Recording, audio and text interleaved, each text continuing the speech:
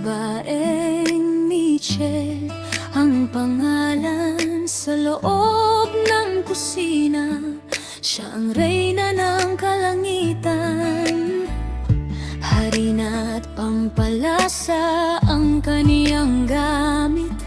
Sa sarap ng luto, lahat ay napapahirit. Sino ang nagmamasa ng may tuwa at saya? Si Michelle ang bida sa panaderya. Ano ang niluluto sa palayok na mainit? Lasang Hitalay at Maynila, kay sarap ulit-ulitin. Adobo at lasanga kanyang inihahanda, pansit at malutong na tinapay laging kasama. Bawat kagat ay may dalang ligaya. Lutong Michelle, isang tunay na biyaya. Saan patungo si Michelle na nakapron na puti? Sa hurnot kalan para sa kapitbahay na sawi.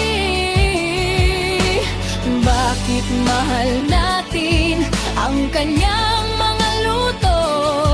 Dahil ito ang pinakamasarap sa buong mundo.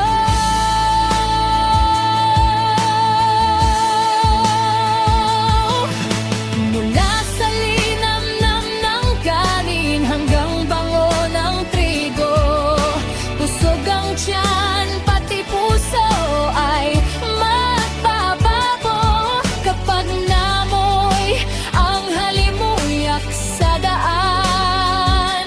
Si Michelle ang nagluluto ng may kagalakan.